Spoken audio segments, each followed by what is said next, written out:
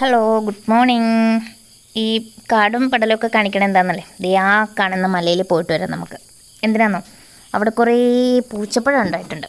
അപ്പോൾ അത് കുറച്ച് പറിക്കണം. നോക്കിക്കേ, എന്തോരാന്നറിയോ, ഇഷ്ടം പോലെ ഉണ്ട്. നമ്മുടെ ഈ നാട്ടിൻപുറത്തൊക്കെ സാധാരണ ഒരുപാട് കാണുന്നൊരു പഴമാണ് കേട്ടോ ഇത്.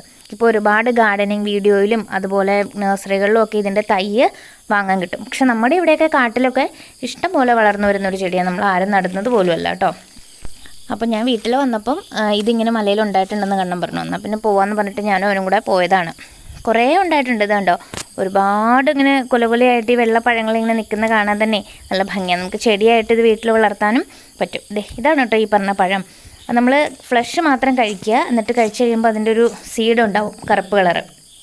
അത് തുപ്പിക്കളയുക, അത്രയേ ഉള്ളൂ. അത് ചെത്തിപ്പൊക്കെ ഉണ്ടായിട്ടുണ്ട് കേട്ടോ, കാട്ടുചെത്തിയാണേ. ഇതാണ് നമ്മുടെ പൂച്ചപ്പഴത്തിൻ്റെ ചെടി. കണ്ടോ, പഴം നിൽക്കുന്നതൊക്കെ എന്ത് ഭംഗിയാണെന്നറിയോ അത് കാണാനായിട്ട്. നല്ല രസമുണ്ട്. ഇങ്ങനെ കൊലകൊലയായിട്ട് മുന്തിരിപ്പഴം പോലെ ഇങ്ങനെ കിടക്കുന്നത് കാണാൻ തന്നെ എന്ത് ഭംഗിയാണ്. പിന്നെ അതിനൊരു ചെറിയ മധുരവും ഒരു ചെറിയ പുളിപ്പും കൂടെ കൂടിക്കലർന്നിട്ടൊരു ടേസ്റ്റാണ് കേട്ടോ.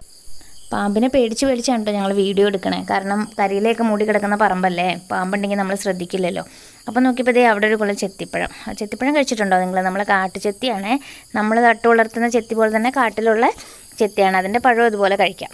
ഇതതിൻ്റെ പച്ചയാണ് കേട്ടോ. പൂച്ചപ്പഴം ഉണ്ടായി കുറച്ച് കഴിയുമ്പോൾ ഉള്ള പരുവാണ് കേട്ടോ.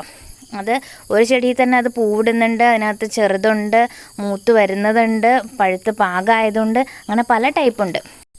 ഞങ്ങൾ ഇവിടുന്ന് തന്നെ കുറേ പറിച്ച് കഴിച്ചു. പക്ഷെ മഴ പെയ്തിട്ടാണെന്ന് തോന്നുന്നു ഒരു വെള്ളച്ചൊവയുണ്ട് കേട്ടോ ചിലതിനൊക്കെ. ചിലതൊക്കെ നന്നായിട്ട് പഴുത്ത് പാകമായിട്ടുണ്ട്.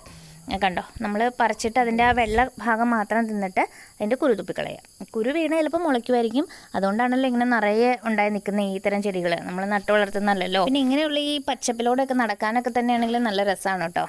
നമുക്കൊരു നൊസ്റ്റാൾജിക് വൈബാണല്ലോ. പണ്ട് ചെറുതായിരുന്ന സമയത്ത് ഒരുപാട് ഓടിക്കളിച്ചും സാറ്റ് കളിച്ചും ഒക്കെ നടന്നേക്കുന്ന സ്ഥലമാണ്. അപ്പോൾ നമ്മുടെ ഒരു ഓർമ്മ പുതുക്കലും കൂടെ ആവും. ഒരുപാട് നിൽക്കുന്നുണ്ട്. അപ്പോൾ മലയെല്ലാം കയറി ഞങ്ങൾ വിഷമിച്ചു. ഇതാണ് നമ്മൾ കയറി വന്ന ഒരു വഴി. ടാർട്ട റോഡൊന്നുമല്ല, മലയിലേക്കുള്ള വഴിയാണല്ലോ. മല തന്നെ വെട്ടിത്തെളിച്ച് വഴിയാക്കി എടുത്തേക്കുന്നതാണ് കേട്ടോ. ഈ കണ്ണാരയുടെ ഇടയ്ക്കൂടെയൊക്കെ പോയി കാല് നീറിയിട്ട് വയ്യ.